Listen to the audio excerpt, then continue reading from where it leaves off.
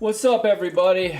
What is going on, man? I don't know, man.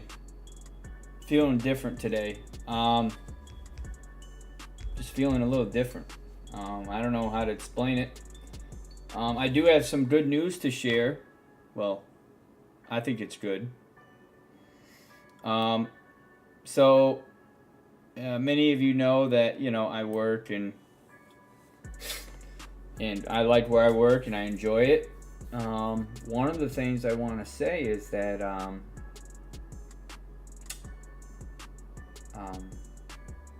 I start a new position on Friday. Now, the cool thing about that is not only is it a new position to me, but it's a new position for the company in general. Now, you guys may laugh at this, but I work in sanitation, and it's crazy because I have a degree in sports management. You guys all know that, and but your degree doesn't always lead you down a path that you hope to go down. Oh, don't want to blind Dory. But yeah, and so I start this new position on Friday, and it's kind of cool because I'm cleaning. But I'm cleaning like around the warehouse, and it's what makes this so cool is not only do I enjoy cleaning, I just enjoy doing it. And you're gonna pay me to do it? Absolutely. Not only that, but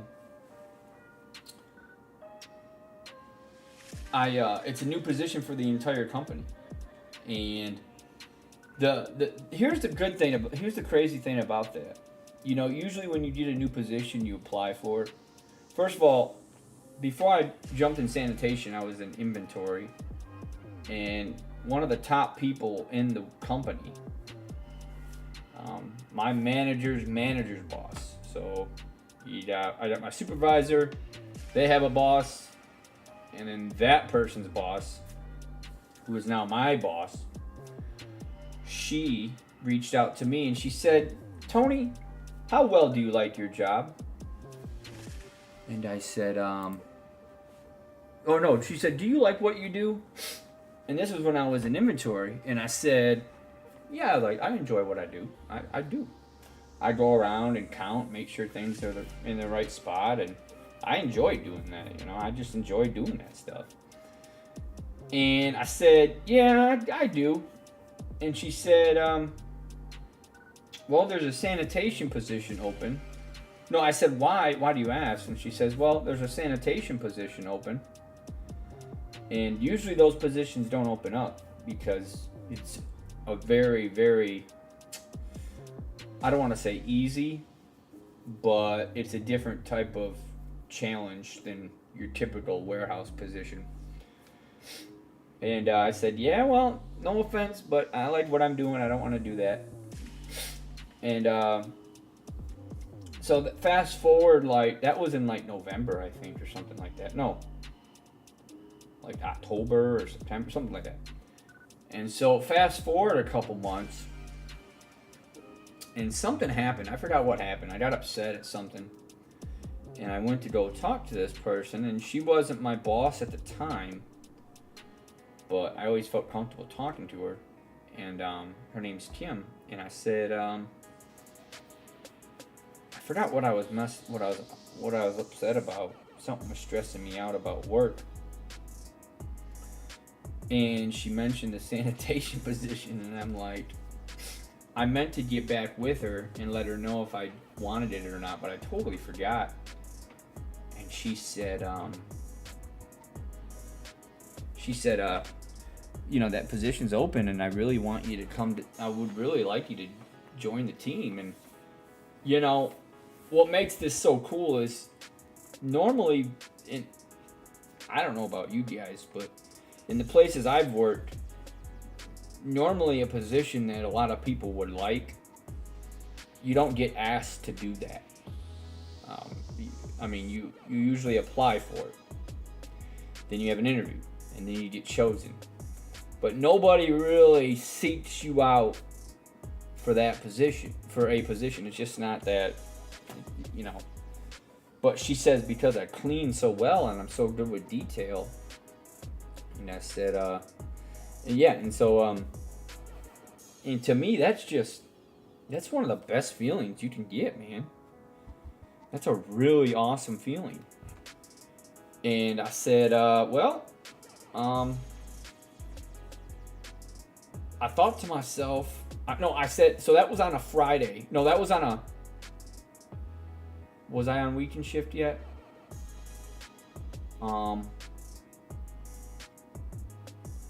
Okay, so I think that was on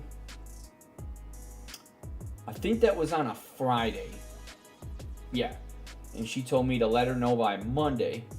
And so I wanted to think it over for a couple days. Because, you know, I didn't want to, I wanted to just kind of, when I got home, kind of let it process. Like, do I want this position?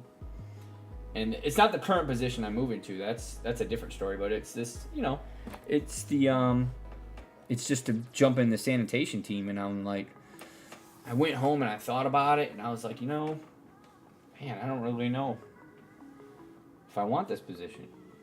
And I looked at Dory and I said, Dory, what do you think?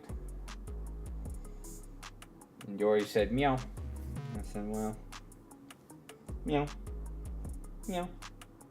Meow, meow, meow, meow, meow. No. So I thought about it and I was like, you know what?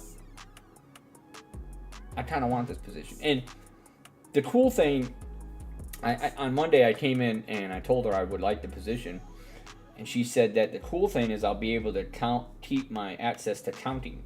So basically, I'm not technically in inventory, but I still have the ability to do inventory stuff, which is awesome.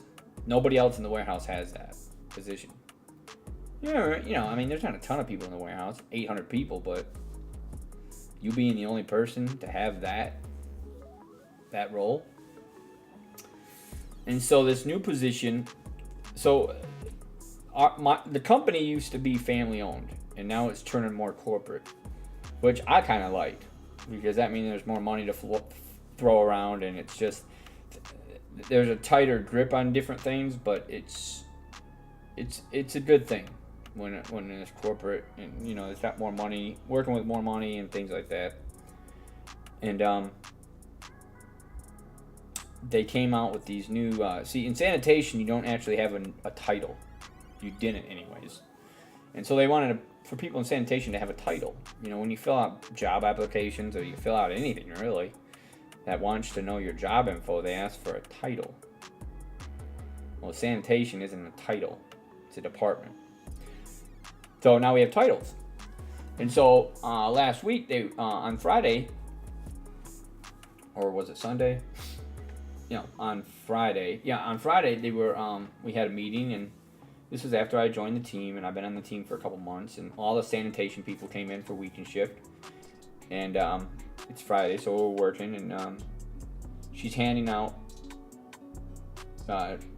She's telling people, okay, this is your role, this is your role, and they came to the outside drover position, which is basically sanitation, but you man the grounds outside. And so she gave it to another guy. And me at this time, I don't care what my role is. I'm probably going to end up doing the same thing anyway, so it doesn't really matter what my title is. And so, they gave me, I think it was like deep clean or detail or something like that. And I said, okay. So we all left, went back to our roles and whatever. And that was on a Friday. And so Sunday, she comes in, and we were going to start our new positions. Not much was going to change, really. We were just going to have a little more, okay, because usually in sanitation, your job is to clean and clean up spills. And then when there's nothing to clean up, you're supposed to just clean, you just do something to help make the warehouse look better. And we get some people who do more work than others, just like any other company, like any other department. And so this was kind of giving us some defined things to do, because sometimes people don't know what to do if they're not cleaning up a mess. And mind you, this department only has like 12 people in it.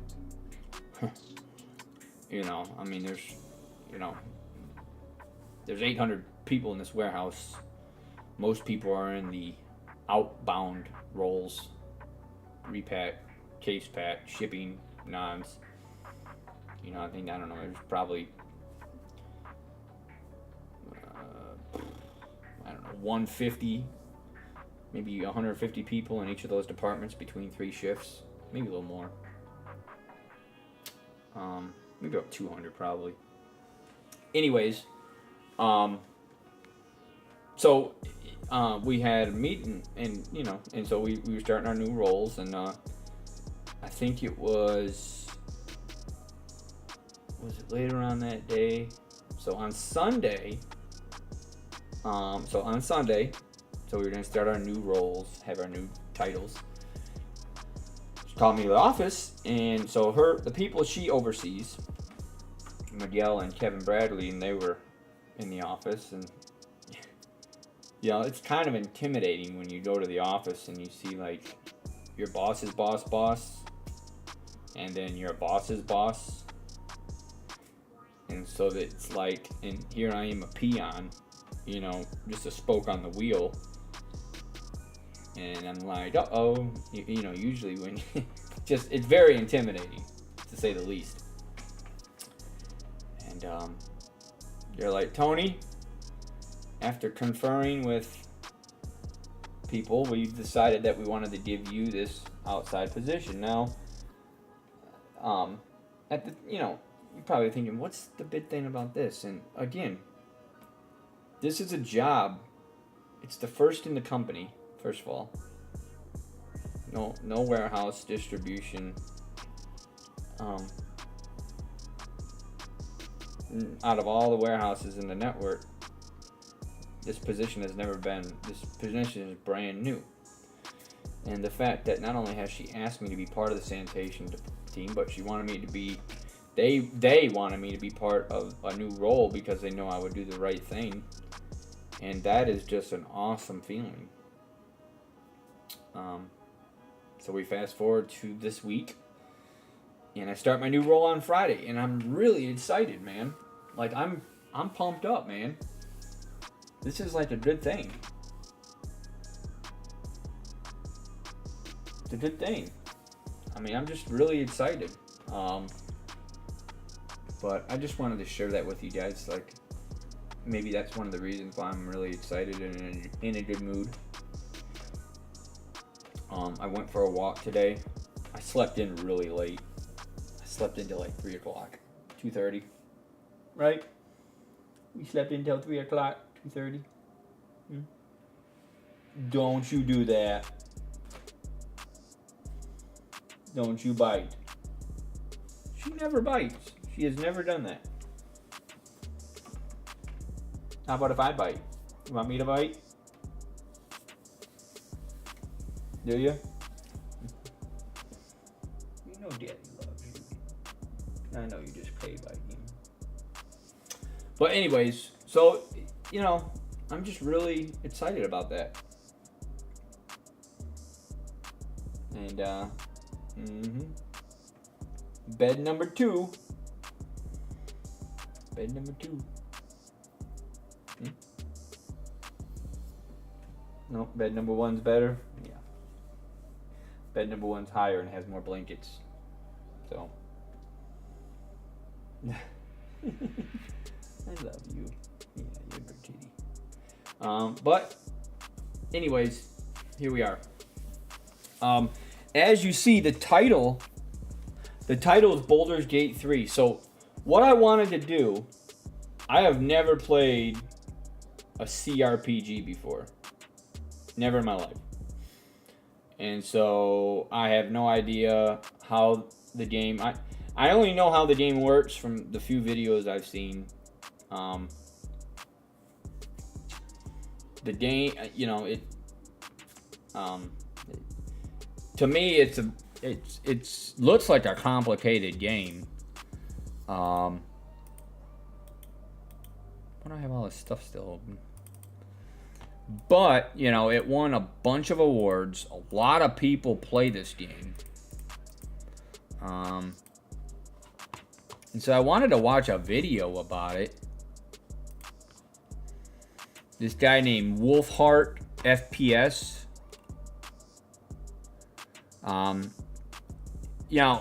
They say when you play a game like this, you want to go in blind.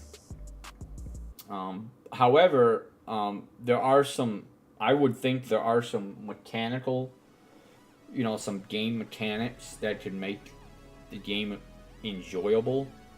You don't want to go totally in blind.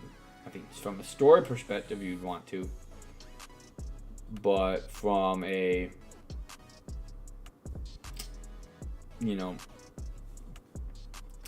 from a perspective on how the controls work and, what your inventory does, what you can do with basic items, not crazy tips and tricks or anything, but just basic stuff. And so I was gonna watch this video and see if it's something that I would like. If you guys have any idea, if it's something that you think it might be a good game to try out, I wouldn't mind. I know Suicide Squad is out. I'm on the fence with that game. I don't know. It's already discounted, but I hate, normally I don't read reviews, and I think the hate for that game is not because of the game itself. It's because there's some story things in that game that really people disagree with. It's the same thing with Last of Us Part 2. When that one girl, when she get raped or something, and people were trying to boycott the game, but yeah, good kitty. But yeah, so I thought, why not try it out, man? Might be a fun game to play. Baldur's Gate, that is.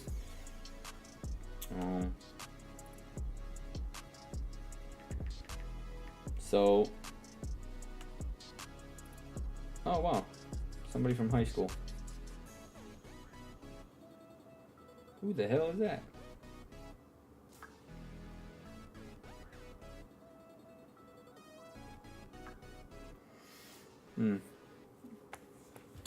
But anyways, yeah, so I was gonna watch this video and see what you guys maybe think. Maybe somebody who drops in the stream, you guys might be able to give me some perspective on the game. Like you guys can say, like, yeah, the game's good. I mean, not the game's good, but maybe would I like the game based on what you know about me, or is it a very, very complex game? Because a lot of people, with the whole going in blind thing, I've seen some posts on Reddit where people have went in blind and never played a CRPG before, or a Baldur's Gate 3 game. And they don't know, like, they keep dying and they don't know what they're doing wrong. And they say the game sucks. And so that's understandably so, because they don't... They went in totally blind without any knowledge of the mechanics, because that's what everybody was suggesting. And, it makes sense. I mean, that's just kind of, that's what people suggest, but I think it's good to know about basic mechanics. Oh boy.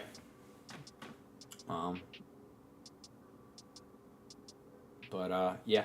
So yeah, I'm excited for my new job, man. Pumped up. Start Friday.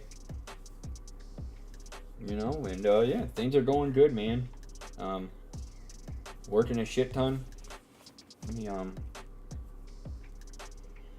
I use my Apple Card when I buy everything, and I always make payments right away, so no interest accrues. Oh shit.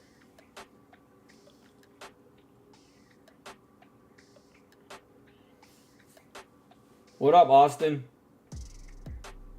Thank you for stopping by, brother. Hey, can I ask you some questions about the game? Is that okay? Damn, where did I spend all that money at?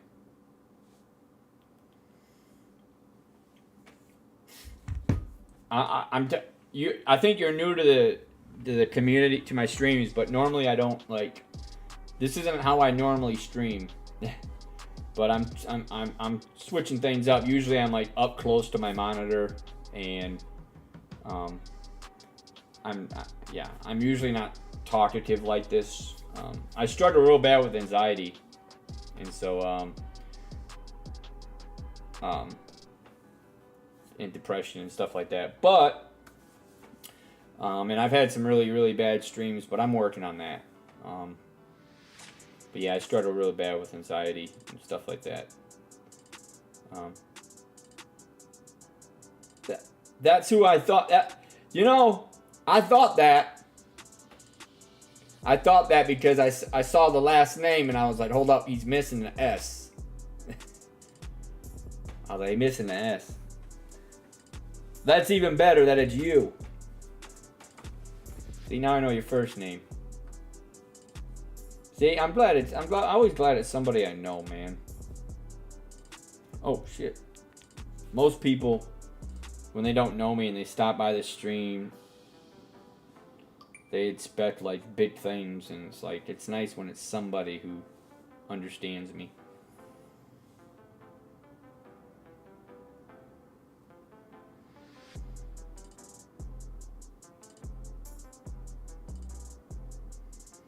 Oh, not a doubt in my mind. I'm surprised. I'm surprised Adnan S wasn't taken either. But I guess Twitch isn't that popular.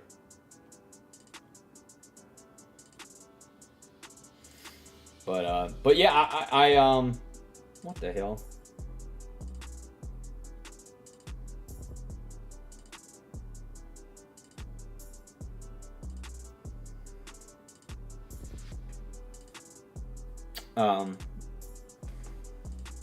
Nice to see you again, man. Sorry, I get distracted easy. Nice to see you, brother.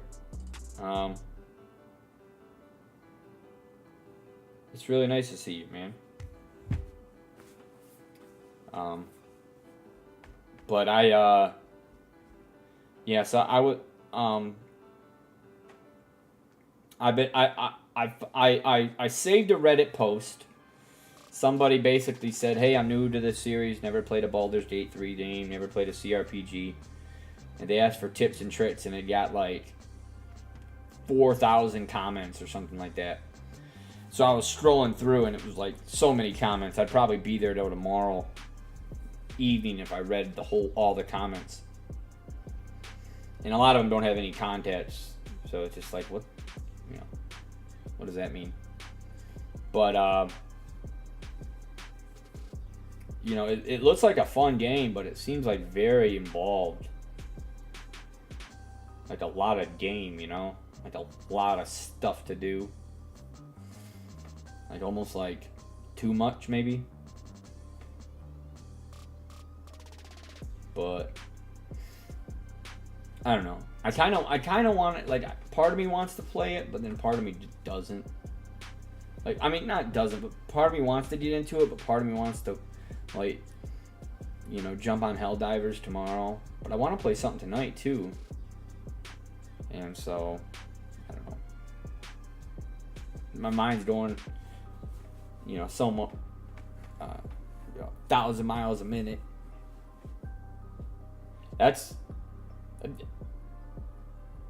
I had no idea what it was till about 2 weeks ago. Check it out. So it's Helldivers 2. Look it up. It looks like a fun game, dude. It looks like basically Starship Troopers, but it's not Starship Troopers. But it looks just like it and sounds like it. Like it's funny. It's supposed to be one of those funny, quippy, games where the dialogue is a lot of quips and a lot of like trollish humor. But the gameplay looks solid. It actually looks like a third person. If you didn't know any better, it almost looks like a third person Star Wars game. A little bit, not too much. But if you just take a glance of it, that's the vibe it gives me.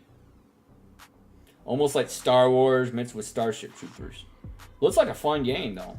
And so the first game that came out, I don't know when it came out, but it was a top-down game. And I think it was PC only. So it was only PC. And this is a third person. So it's kind of like a Baldur's Gate in that it's got the people who only... It's not a lot of people who know of the game. I mean, now there's a lot of people who know about it. But I think it was announced like maybe a year ago. And so it comes out tomorrow. And it looks like a fun game, man. I mean, like, let me see if I can pull it up.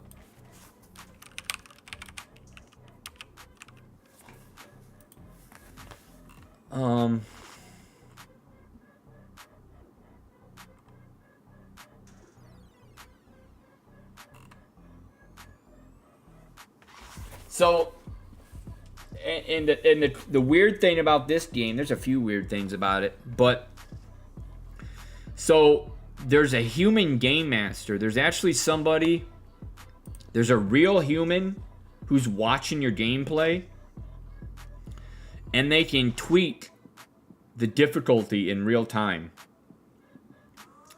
which I find absolutely amazing. I didn't even think that was a thing. But they can I guess like if you're playing and they find that you're having a hard time, they can tweak the change. It seems really weird how that works. So I'm trying to see if I can find a good trailer for it. Let's see.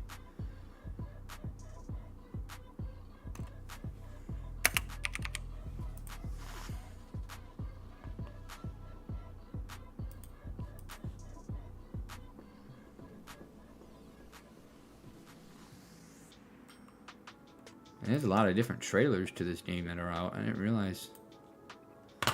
But you've probably heard of it. I'm sure you have.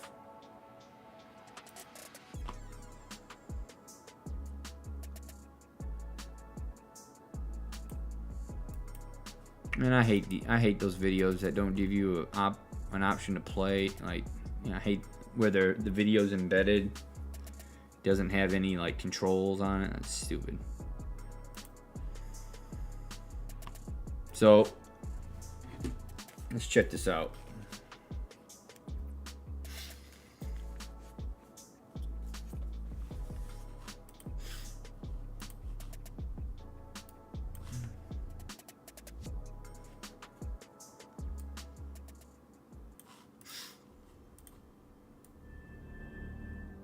The Federation of Super Earth, keeping managed democracy safe with the lives of our heroes, protecting freedom from tyranny with the gentle touch of an iron fist. But liberty's enemies march ever closer.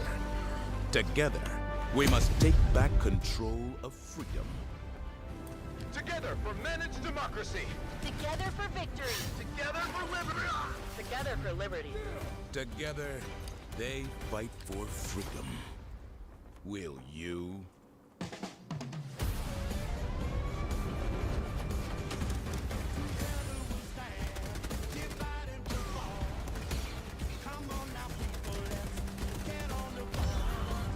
Enlist in the galaxy's elite fighting force. I've actually never seen this trailer. Together to protect. And after seeing this trailer, I guess I'm on the fence about it. Because while it looks fun,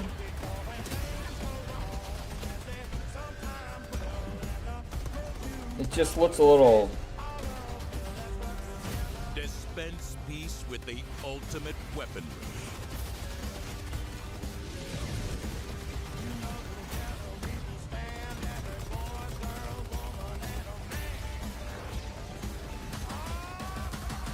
Become a legend.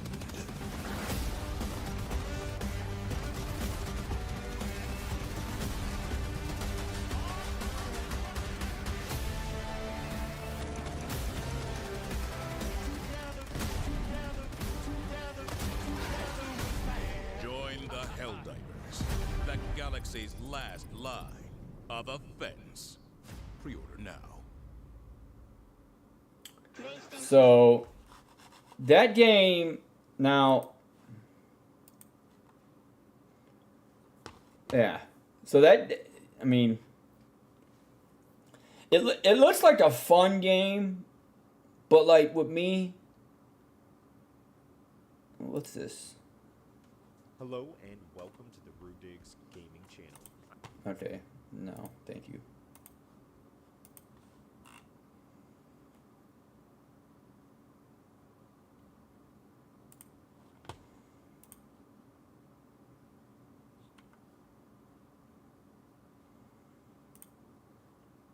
Let's check this out.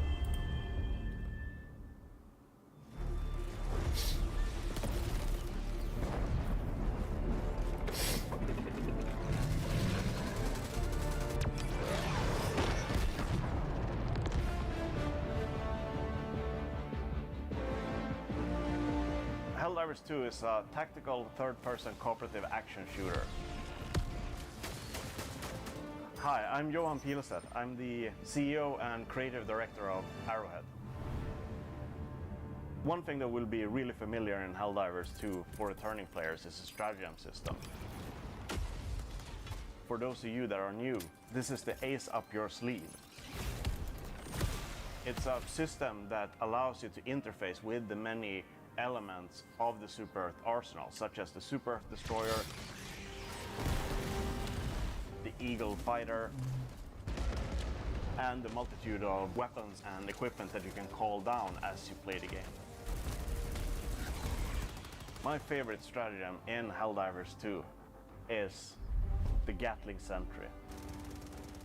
A killing machine unleash its devastating firepower into a swarm of enemies is truly a wondrous sight with this new third-person perspective. The mission you're playing is a big part of choosing your strategies. My name is Michael Eriksson and I'm a game director at Arrowhead Game Studios. If you're facing off against a heavily armored foe, you want to bring specialized armor-penetrating weapons. But if you're blowing up a bug hive, make sure to bring orbital barrages or other highly explosive stratagems. The armor system that we've developed in the game is inspired by real firearms fired against armored targets. So this means that a shot at a shallow angle will get deflected and not penetrate the intended target. When you choose your armor, make sure it fits your intended playstyle. If you want to play as a tank, pick a heavy armor with high resistance. I usually play with the light armor because of the increased mobility and decreased enemy detection range. In Helldivers 2, death is cheap. You'll die to most of everything, even including your own friend's misplaced orbital bombardment. I kind of like the Every time a Helldiver is reinforced, that's a new citizen, finally fulfilling the Super Earth dream that they've fantasized about from early childhood. This is just a small piece of what we have planned for Helldivers 2. And we can't wait to hear about your experiences. I like the once idea of this game having friendly launches fire later built this into year. the Spread game. managed democracy.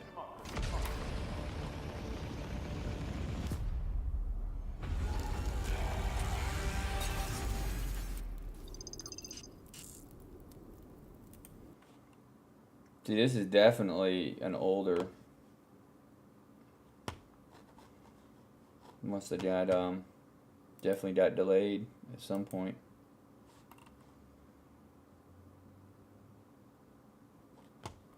The game comes out tomorrow, but of course people have already played.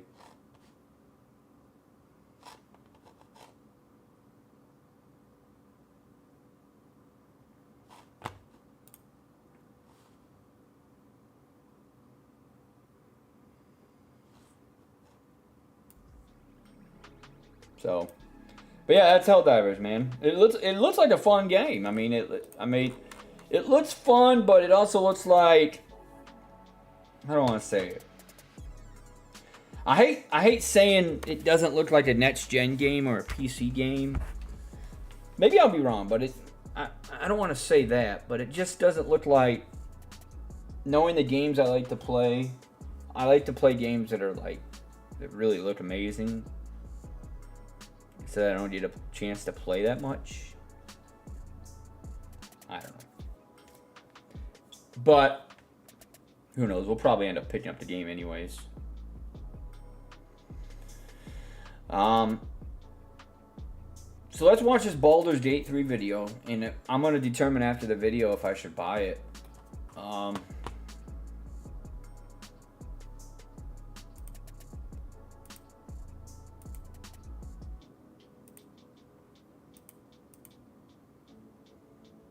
sorry.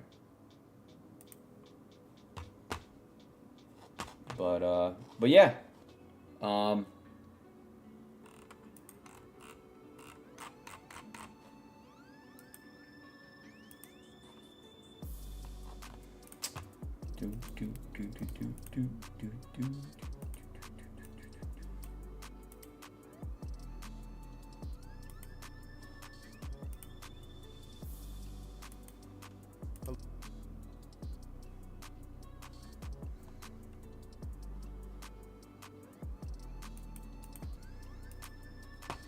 So let's check this game out, and let's just see.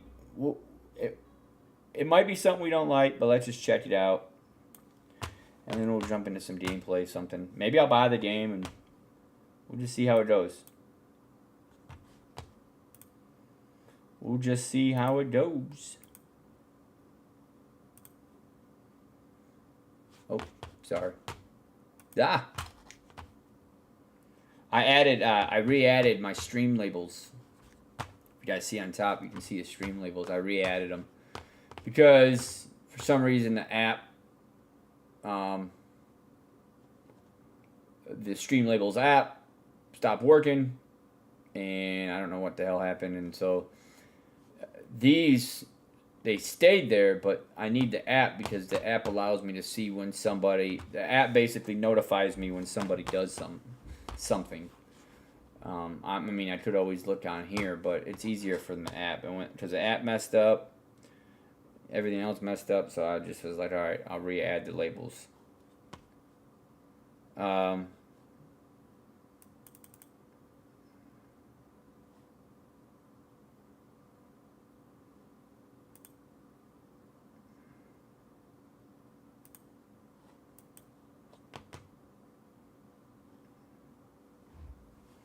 Alright, so shout out to Austin for coming by, man. Doss, always love having you in the community, brother. Alright, so let me If you're feeling a little overwhelmed or you're completely new. well, actually, I'm gonna do that, and then what we'll do is I don't like maxing out the level on any of this stuff because it just looks it just starts to sound like shit. New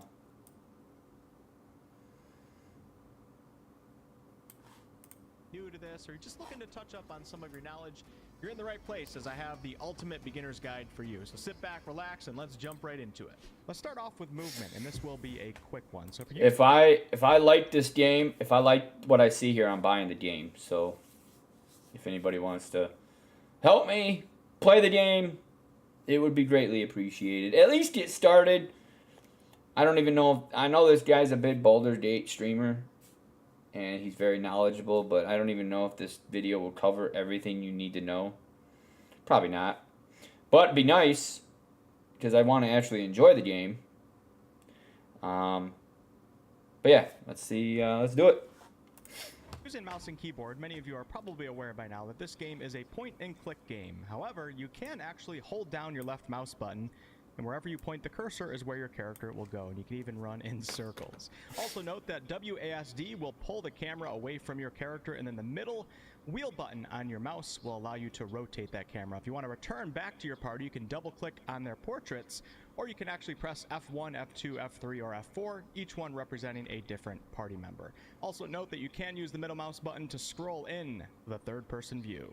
And this brings us into the chain link system. If you'd like to separate a party member from the group, simply grab their portrait, pull away, and let go, and that party member will now move separate from the group, and the group will not follow them. If you want to group that party member back up, you can also grab the portrait and drop it on top of the other portraits. A really quick way for separating all party members is by pressing the hotkey G, and you'll notice that all the portraits separate from each other when I press G, and if I press G again, it puts all the portraits back together. Also note, if you press Shift C while all of your party members are grouped together, it will put the entire group into stealth, and Shift C will also bring them out of stealth.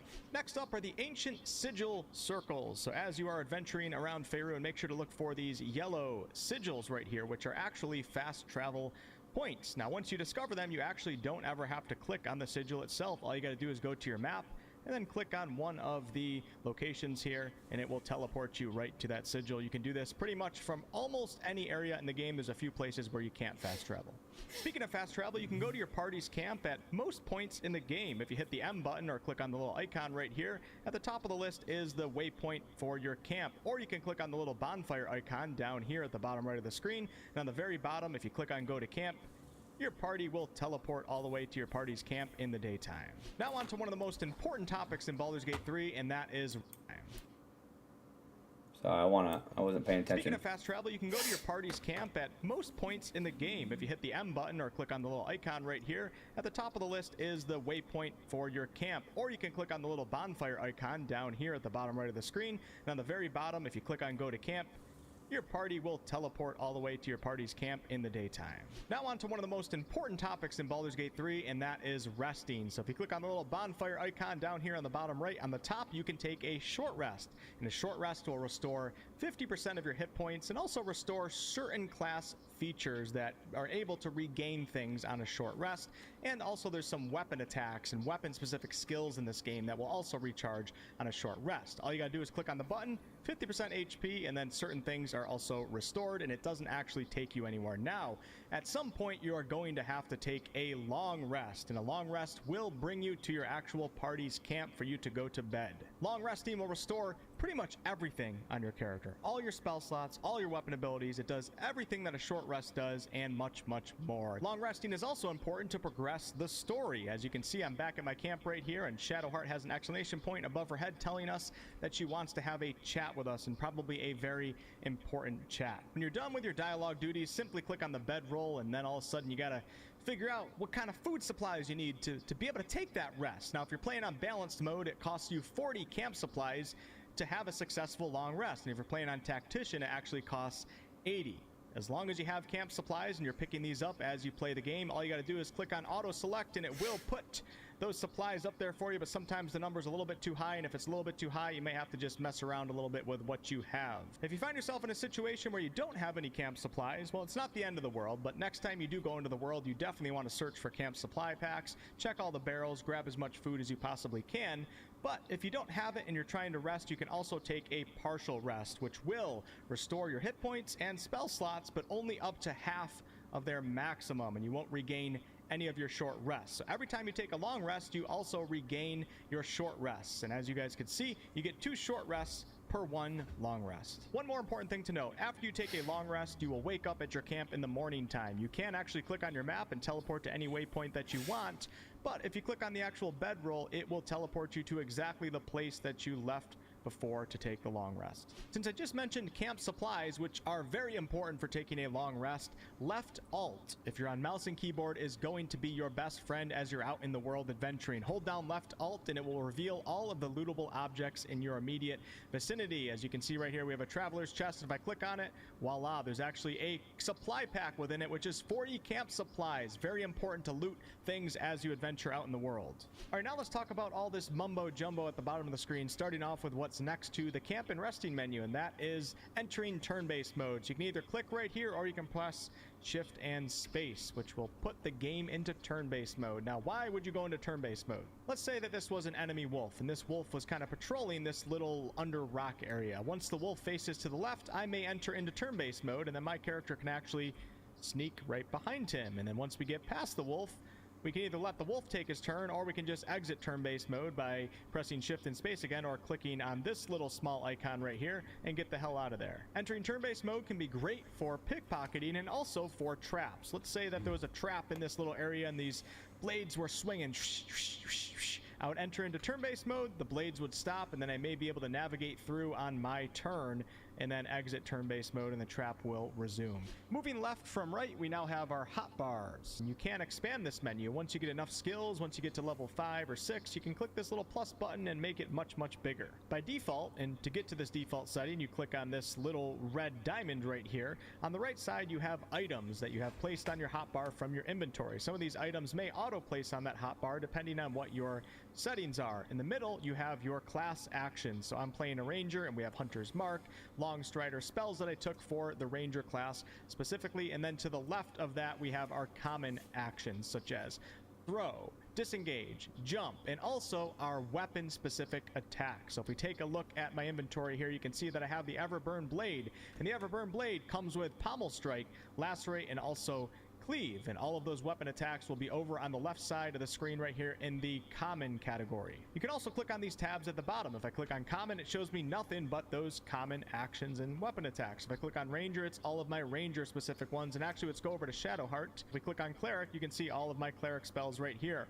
If we click on items, we see nothing but the items that we have in our hotbar. And then passives, just make sure to check to see what passives that you have. Some of these may come with the gear that you get, but everybody starts with a passive called Toggle Non-Lethal Attack. So if you put this on, it will toggle it on all of your party members at the same time, and then when you attack an enemy with a melee attack, that attack will not actually kill them, it will knock them unconscious. And then of course we also have the custom hotbar where you can do whatever you want by dragging skills and items into this hotbar. If you press K as a spellcaster, this will bring up your spellcasting menu and all your spells right here. You can simply just grab a spell and drop it on the custom bar. Also note that you can take these little red dividers and pull them left and right, and you can lock your hotbar. By default, it is locked, but if you need to unlock it to move things around, feel free to do so. But remember to lock it again, because I remember early on when I used to play this game, I would grab a spell by accident and I'd let go and then it would disappear, and I don't even know that I have that spell because I'm not that familiar with the spells in the game, and I don't even know how to get the spell back. So it's better to just lock the hotbar after you're done messing with it, and then you can't actually lose any of your spells. But like I said earlier, if you just press K, you can see all of your spells and class actions and drag them back onto the hotbar. You don't actually officially lose it. Now above your hotbar, we have a series of boxes here representing various different things. The easiest way to get yourself familiar with what all of these things do and what they represent is by entering into turn-based mode. So let's go ahead and enter into turn-based mode. So on your turn, whether you're in combat or entering turn-based mode, you get one action, one bonus action, and one reaction. This little green circle right here represents your action. If it's green, it means you have an action and you haven't used your action yet. If it's gray, then you already used your action for that turn. Now, if you're not sure what you have that is an actual action, simply click on the actual green circle and it will mix and merge all of your hotbar things that require an action. So you can see, using some of my items like this scroll of detect thoughts does use an action, and it tells you that in the bottom left description. Also, using my spell mage armor costs an action, and also using some of the common actions costs an action. If I go ahead and use an action, you'll notice that the action now disappears. And on this specific turn, since I'm in turn-based mode, I can no longer use any actions, but I still do have a bonus action available. And to separate all of your bonus actions that you have available on your hotbar, just click on the triangle right here, and you can see I only currently have 3. Drinking a potion in this game, as you can see in the description, requires a bonus action. So if I go ahead and drink a potion,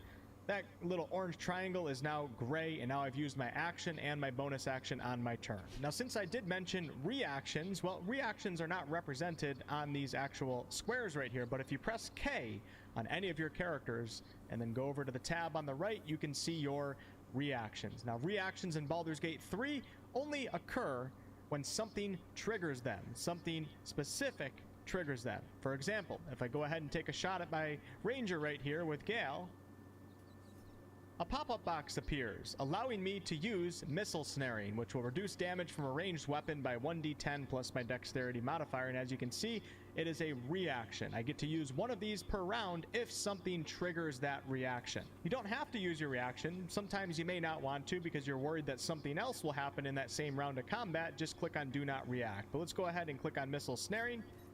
And there you can see I took 0 damage, and that particular reaction comes from a piece of gear that my ranger has on my gloves of Missile Snaring, but other reactions may come from other sources, such as Gale. He has the reaction spell called Shield. When you're about to be hit by an enemy, increase your armor class by 5. You take no damage from magic missile. So this is a wizard spell that Gale has learned, and now anytime anyone attacks him, I can use this reaction to make that hit much more likely to miss Gale. Now keep in mind, some reactions cost more than just a reaction. As you can see, Shield right here also uses up one of my level 1 spell slots, which are limited. Also note with reactions, you can have them automatically go off when a condition or trigger occurs. And to have this happen, just uncheck the box that says ask right here. So if you have the ask box checked, a pop-up box will show up, just like you saw with Missile Snaring, and then you have to choose if you want to use it or not use it. But if you uncheck this, Missile Snaring would have just gone off automatically. And another thing that you can do with reactions is you can turn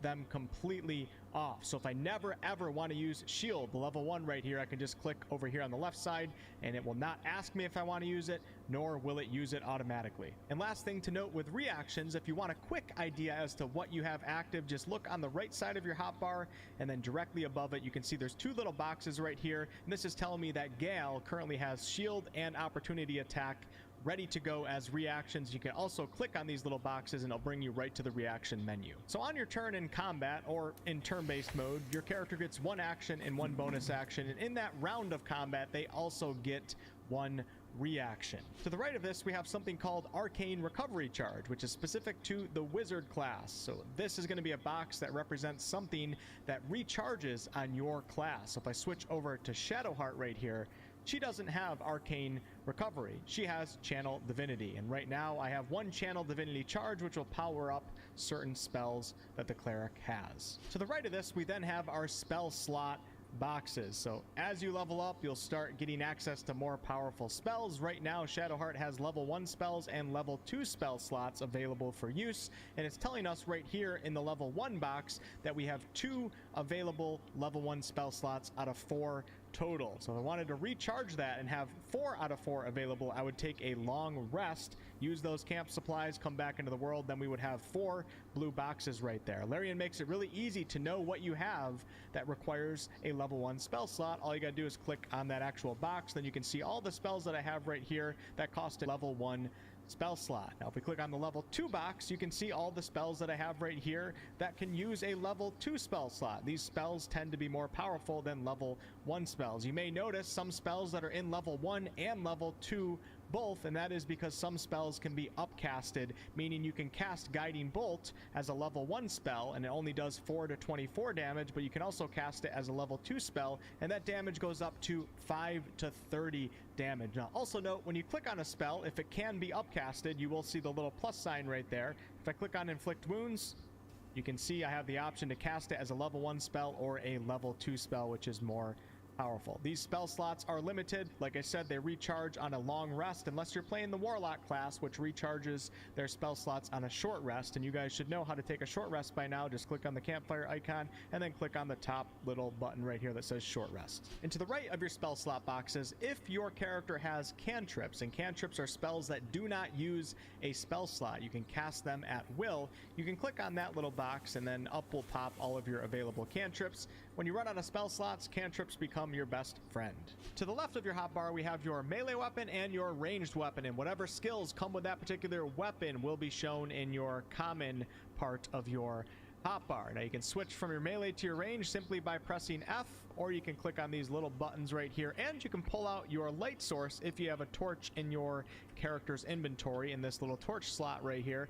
And all you gotta do is click on that button and your character will pull out a torch, making dungeon delving much easier. To the left of your weapons, we have your character's portrait, and as they take damage, that portrait will fill up in red. As you can see with Gal right here, he is almost filled completely in red, letting you know it is time to heal. And then to the left of that, we have a button that basically just brings you to your inventory and equipment, and you better just get used to using the I key, because clicking on that all the time is just a waste of time. So just click I and then you can get to your inventory and equipment, and above that little circle you'll be able to see any conditions that your character currently has. So if they're poisoned, you'll be able to see a little poison box, or if you have certain passives toggled like non-lethal attacks, it shows you right here that that is actually toggled on. Now let's talk about what happens when your character goes down. So each round of combat, your character that is downed is going to do a death saving throw. Really easy to understand. Basically, on the back end, the game is going to give you a random number between 1 and 20. If you get a 10 or higher, you succeed. If you get a 9 or lower, you fail. If you can get 3 successes, your character will enter into a stable state. This doesn't mean that they stand up, but they don't outright die. If you get 3 failures before you get 3 success rolls, then your character actually does die and they require an actual resurrection. The cool thing is, when a character is in a down state, if they receive any healing at all, they will stand up. So you can see my character is downed right here. If I switch over to Shadowheart and I use the healing word spell, my character will stand back up, but probably with fairly low HP. But there's also another thing that you can do. If you don't have a healing spell available, you can actually throw potions in this game. So let me go ahead and grab a potion. We're going to throw this potion right at my character on the ground right here, and you'll see what happens. And they automatically succeed on their death saves, and they stand back up, and I currently have 7 HP. There's also the help action that every character has access to, and that is in your common tab right here. And if you click on help, and then you click on the character that's down. So that... Alright, so I didn't get that part. Attacks, it shows you right here that that is actually toggled on. Now let's talk about what happens when your character goes down. So each round of combat, your character that is downed is going to do a death saving throw. Really easy to understand. Basically, on the back end, the game is going to give you a random number between 1 and 20. If you get a 10 or higher, you succeed. If you get a 9 or lower, you fail. If you can get 3 successes, your character will enter into a stable state. This doesn't mean that they stand up, but they don't outright die. See, I don't know where that number is. Am I not seeing that number, or is like the 1 through 20? Where's that supposed to be at? If you get 3 failures before you get 3 success rolls, then your character actually does die, and they require an actual resurrection. The cool thing is, when a character is in a down state, if they receive any healing at all, they will stand up. So you can see my character is down right here. If I switch over to Shadowheart and I use the healing word spell, my character will stand back up, but probably with fairly low HP. But there's also another thing that you can do. If you don't have a healing spell available, you can actually throw potions in this game. So let me go ahead and grab a potion. We're going to throw this potion right at my character on the ground right here, and you'll see what happens. And they automatically succeed on their death saves, and they stand back up, and I currently have 7 HP. There's also the help action that every character has access to, and that is in your common tab right here. And if you click on help, and then you click on a character that's downed, it will stand them back up. Now let's talk a little bit about spellcasters. So some spellcaster classes, as you level up, you have to choose specific spells, and those are the only spells that you have access to, while other classes use prepared spells, and these classes are clerics, druids, paladins, and wizards. If you're playing a prepared caster, you have access to a ton of spells, but you do have to swap them in and out, and you can do this when you're outside of combat. So if you're not in combat, press K, and this will bring up your spell list. Right here you can see the cleric spell list for Shadowheart, and I can simply select and deselect these spells, and the spells that you have active at that given time are in this highlighted row right here. And the row below this are all of your available level 1 spells, and the ones that have the gold square around them are the ones you have prepared, and the ones that don't are the ones that you need to prepare if you want to use them. So for example, if I wanted to have the command spell, I would have to unprepare one of these spells. So let's go ahead and unprepare create or destroy water. It goes away from the top row right here, and then I simply click on command, and now you can see it right there, and it's available for use as long as I have a spell slot. Now let's talk about inventory and equipment. If you press this game, I'm just gonna say this, man. This game looks like a lot of game, man. This is like, I mean, it looks fun, but it, like, how's somebody supposed to memorize all this stuff? Like, it's a lot of stuff. Bring up the inventory and equipment for the character that you currently have selected. If you press tab, it will bring up your entire party. And then on the top of the screen, you can change from inventory to spellbook to your character's sheet. The summary tab is a great way to see your character's ability scores, also to see if they're resistant or vulnerable to any particular type of damage. And then below that, the notable features are a collection of all your racial features, these inherent features that certain races get, such as me having dark vision as a wood elf, and also some of the choices that you make as you level up your class may give you special, inherent class features, I guess you could say, such as my ranger having ranger knight, which gives him proficiency in history and proficiency with heavy armor. The second tab is the skills tab. So basically, if you want a quick look at what skills your character is good at or not good at, just click on this tab, then you can see whatever has the highest number here are the skills that your character is going to be the best at. For example, my ranger right here has a +5 in athletics, so any athletics check I'm going to be really good at, while my investigation is at -1. So whenever there's an investigation skill check in the game, I'm actually losing 1 off of the dice roll, making it much harder to succeed. And the third tab is a more detailed view where you can see all sorts of things such as proficiency with certain weapons, hit points, your movement speed, and things of that nature.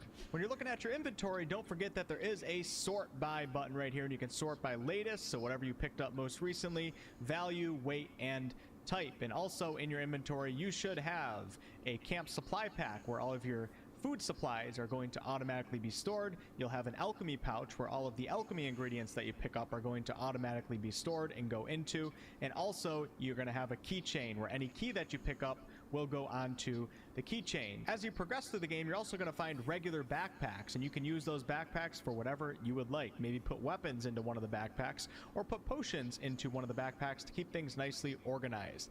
Also note that you can right click on any item in your inventory, and if you click on send to camp, it will send it to the chest in your camp, so you don't have to manually bring it there yourself. If you want to send multiple items to camp at one time, instead of doing them individually, simply hold down control and click on the items that you want to select and highlight, and then right click and send to camp, and they will all disappear. Splitting a stack of items is also quite easy. As you can see, I have 4 health potions right here. If I hold down shift and then I grab the health potions, pull down, then let go, the split stack menu comes up, and then you just confirm what split you want. It's that easy. Now let's talk about your character's armor class. So the higher your armor class number is, the harder it is going to be for enemies to land their attacks on you. As you can see right here, Shadowheart has a 14 armor class. If we take a look at her chain shirt, it says that the chain shirt gives us 13 armor class, but in the bottom of this chain shirt's description, it says AC bonus from dexterity limited to +2.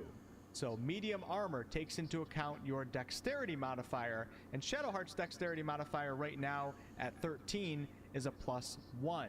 So I have 13 + 1 in dexterity, and that gives her 14 total armor class. Now shields in the game will give you another +2 onto your armor class. So if I take this shield and drag it into the shield slot, my AC now goes to 16. And when I reach level 4 with Shadowheart, if I increase my dexterity to 14, that will boost that dexterity modifier to +2, and then my armor class will then be 17. And just going up by 1 point in armor class is actually a pretty significant upgrade. Also note that certain spells in the game may put a temporary armor class boost effect on your character, such as Shadowheart's Shield of Faith right here. If I cast Shield of Faith on herself or on another character, it increases their armor class by 2 as long as that caster is concentrating on that spell. But what is a concentration spell? So if you look at your spell's description, some of your spells are going to require concentration. When you cast a concentration spell, that spell can stay active for an extended period of time. So you cast it one time and it can stay active for as long as you can hold your concentration, unless it says otherwise. Some spells do have a time limit, such as Bless will only last for up to 10 turns. So let's go ahead and cast Bless with Shadowheart.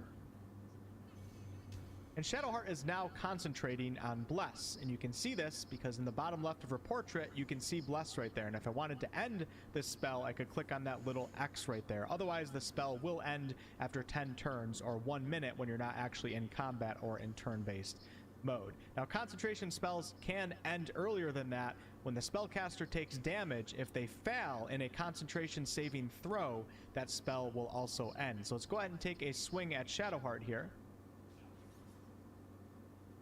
And whenever she takes damage, she'll do the concentration saving throw. And you can see it right there, but she succeeded in that concentration saving throw, so Bless is currently still active. If she were to fail in that roll, Bless would end. Now you can only concentrate on one concentration spell at a time, so if you have a spellcaster that has nothing but concentration spells, you're probably not really effectively using that character. But there's a lot of great concentration spells, especially ones to open up a combat encounter with, that you can try to keep active and then use other spells throughout the encounter while keeping your concentration spells active. For example, Bless is a great spell to cast at the start of a combat encounter, and after I cast it with Shadowheart, the next turn that she has, I can use Guiding Bolt, and I can turn back into doing damage and things of that nature while Bless remains active. Now let's take a quick look at your character's encumbrance levels. If you press I and go into your inventory, at the bottom of the inventory you can see the encumbrance bar. If you're all the way over here to the right in the red, your character is heavily encumbered, and this comes with a ton of disadvantages, as you can see right here at the red weight right there. And Gale moves super slow. Now if you're in the yellow, Your character still moves pretty dang slow, but you don't suffer from nearly as many disadvantages. And of course, the goal is to not be encumbered at all, so you can move freely and you can jump super far. Yeah. And you're not really at any disadvantage. You're probably at all. right, And Nick. the last thing that I want to talk about in this video, because there's already so much information I mean, to it- take in, is understanding Here. if you are proficient in weapons or armor, because putting on the right armor and on the right weapons, or equipping the right weapons, actually makes a pretty big deal. So as you can see, I have Gale in his purple whitey tights right now, and I'm going to go ahead and put Githyanki half plate on him, and it may look cool, and the game does let you equip it, but all of his spells at the bottom right down here on the hotbar have now grayed out. I cannot cast spells because Gale is not proficient in medium armor. He's not proficient in armor at all. What Gale can wear is robes or clothes. So if we click on the little box where the armor is, you can see our choices here, and you're going to look for something that doesn't have that yellow not proficient with medium armor exclamation point, such as these simple robes right here. And now we have robes on, which boost our armor class, and all of my spells are currently lit up. Now this also works with weapons as well. You want to use weapons that you're proficient in, because if you use a weapon that you're not proficient in, you don't get that proficiency bonus on your attacks, and you're much more likely to miss. So I can equip a scimitar on Gale right now, and he can be a pretty badass looking wizard, but if I make a scimitar attack, I'm going to be suffering from not getting that proficiency bonus, and I'm going to be missing quite a lot. Just like with the armor, at the bottom of your weapons description, it tells you if you're proficient or not proficient. So with Gale, we want to take off the scimitar, and we're going to select something such as a quarterstaff. If you want to see all of the weapons and armor that your characters are proficient in, simply click on the character sheet and then go over here to the detailed view. If you scroll down, you can see proficiency bonus +2, and if you scroll over armor, it tells you that this character Gale is proficient with light armor and shields. For simple weapons, he has 4 proficiencies: daggers, light crossbows, quarterstaffs, and spears. And then for martial weapons, Gale is proficient with glaives, halberds, and pikes. Thank you all so much for watching. I'll have a beginner's guide to combat video out in the very near future, and also a ton of class guides and builds and all that good stuff. And if you're interested in a Let's Play series, I have been releasing episodes right here on this channel. I'll catch you on the next one. The game looks like a lot of like I can see how this game won Game of the Year, because it's so different than anything that's released in what, 5-10 years. But the game seems like a lot of math. I guess that's what it is, kind of like with the whole turn-based, and like I didn't understand the whole down state. He said when you were down, the game randomly generates a number between 1 and 20. And if you get less than 10, it's bad. If you get more than 10, it's good. And if you get 3 less than 10, you die. But if you get 3 above 10, you stand up. I don't know, man. It looks like a lot of See, I see now why people are saying they've played like 300 hours of this game and they haven't beat it yet. I can see that now. It makes perfect sense now. Especially with the turn-based stuff. Like you're waiting for, yeah, I can definitely see how this game can like take a long time. Yeah, I know, I was closing my eyes. Yeah, you're right, Nick. It looks Hitman, Mike, no, Nick. Yeah, you're Nick too, right? Yeah, duh. Oh, we did it mixed up. But no, it looks like I said, I'm not saying the game's not good, but I honestly think the hype for this game is because it's so different than anything that's out. Like, it's really different. There's this guy who posted on the subreddit and said, new to the game, do you have any tips and tricks for like new players? And there's like 3,000 comments, and a lot of them don't have context, so it's like, what does that mean? But a lot of them There's a lot of game in here, man. Like a lot. But yeah, it seems like just like a lot of math, which What up, Mike? I gotta say I like math, but I don't know if I would like it in a video game though.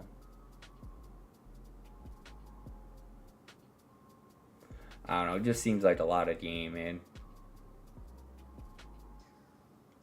I don't think I've ever bought a game that's been Game of the Year because it's Game of the Year.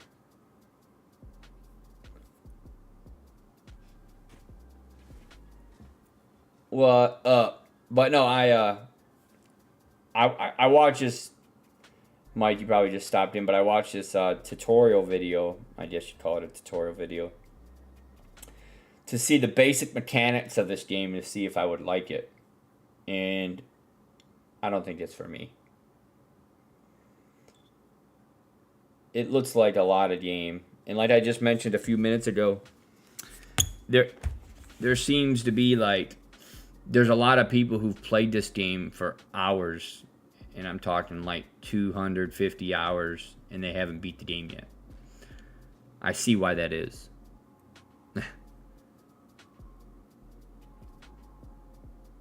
I've never played that. See, Dungeons and Dragons is a board game, correct? It's a board game that utilizes cards, correct? Am I right on that? I think I've seen it before, but I don't think I've ever played it. But it originally was a no. My bad, dice. Okay.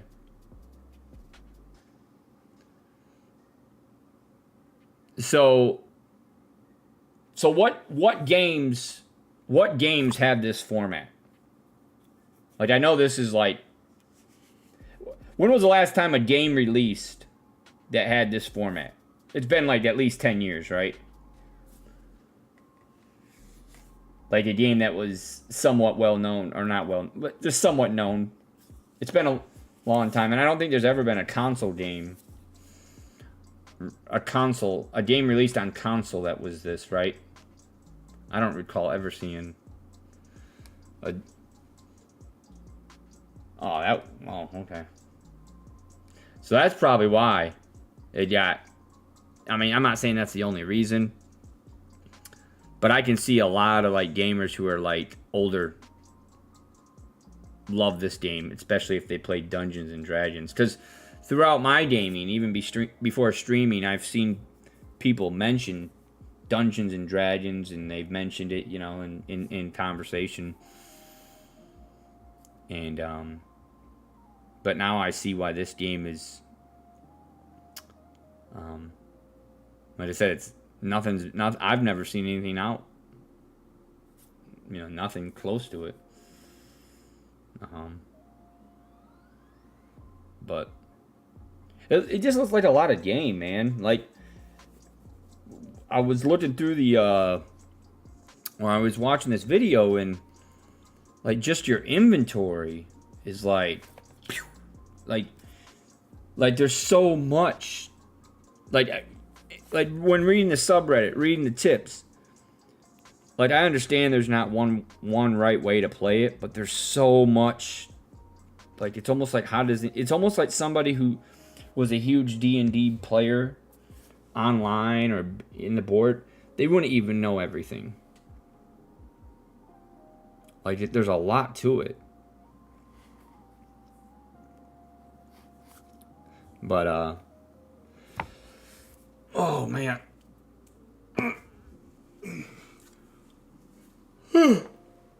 Oh. All right. I'm gonna go get some spice in my life and play a little bit. I love you guys, man. Things have been going good. You guys weren't here though. I start a new position at work. Actually, let me go put some water in my face and I'll be back. But I'm kind of celebrating, and that's why I was gonna buy a game. As most of you guys know, I don't really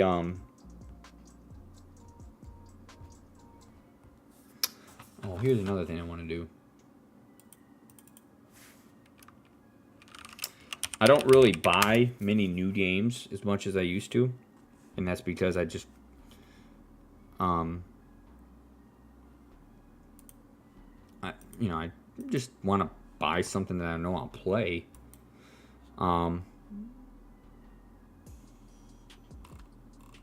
But I'm kind of celebrating today because I started a new position on Friday, and it's a new position not only for me, but it's a position my boss's boss, and I mentioned this earlier in the stream, my boss's boss asked me to be part of the department, sanitation department. Now it sounds silly, you know, sanitation, but it's kind of a department that's getting revamped, and you know, it's a department that's very highly coveted. Whenever there's an opening in sanitation, everybody wants it because it's easy. Well, it's a different type of challenge. Like you're not on production. You don't have to wear a headset. You don't have to. You know, your job is to kind of. Well, it's not kind of, but your job is to try to get the place clean. But you don't have to worry about the stress of picking a certain number of cases or going fast enough. So whenever there's an opening, people love that, and they try to get into that position. But this department, there was an opening, and I was asked quite a few times to be in it by somebody who's top in the company, and that was at first I was like, nah, I like what I do in inventory. That's what I said. I was like, nah, no thank you. And something happened, and I ended up changing my mind. And this is somebody who really wanted me to have this position, and or join the department. And so I joined, and I've been in it for, I don't know, 2-3 months. And the company's going from like a small time family owned company, like Dollar General is normally